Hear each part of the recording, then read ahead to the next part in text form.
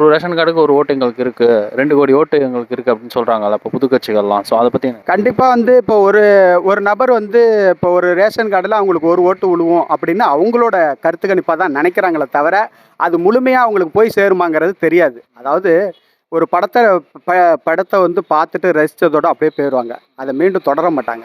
புரியுதுங்களா? இது வந்து அரசியல் வேற, படம் வேற. அரசியலில் வந்து அதாவது அரசியல் படத்தில் வந்து எல்லாத்தையும் பார்த்து கை தட்டலாம். ஆனால் இதே வந்து செயல்பாடில் உண்மையாக செயல்பாடில் வந்து செய்ய முடியாது. நம்ம இந்த முதல்வன் படத்தில் வந்து சொல்லுவாங்கல்ல, ஒரே நாளில் முதல்வன் ஆயிடுவோம் அப்படின்பாங்க. முதல்வர் ஆகுறதும் ஒரே நாளில் நினைக்கிறது கிடையாது. கிட்டத்தட்ட ஒரு பல ஆண்டுகளாக அவங்க வந்து மக்களிடத்தில் பயணிக்கணும், மக்களுடைய சேவைகளை செய்யணும், மக்களை பற்றி புரியணும், மக்கள் என்ன குறைகளில் இருக்கிறாங்கன்னு தெரியணும், அந்த குறைகளை நிவர்த்தி பண்ணுறதுக்கான மூளையும் அவங்களுக்கோட ஒரு திறமையும் இருக்கணும், ஆளுமை திறமை. இப்போ குறிப்பாக சொல்ல போனால் இப்போ விஜய் அவர்கள் வந்து இப்போ கரூர் பிரச்சனையில் பார்த்தீங்கன்னா அவர் வந்து ஒரு 41 உயிர் பலி போணுச்சு.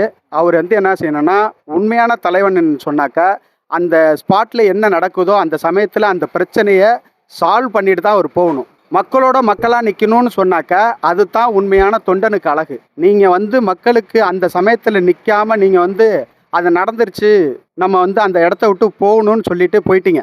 ஆனால் மீண்டும் வந்து என்ன செய்கிறீங்க, மக்களோட மக்களாக நில்லுங்க, மக்களுக்கு சேவை ஆற்றுங்க அப்படின்னு சொல்கிறீங்களா? அது எந்த வகையில் நியாயம்? அப்படியெல்லாம் இருக்கும்போது நீங்கள் எப்படி வந்து உங்களுக்கு வந்து ஓட்டு போடுவாங்கன்னு நீங்கள் நம்புறீங்க?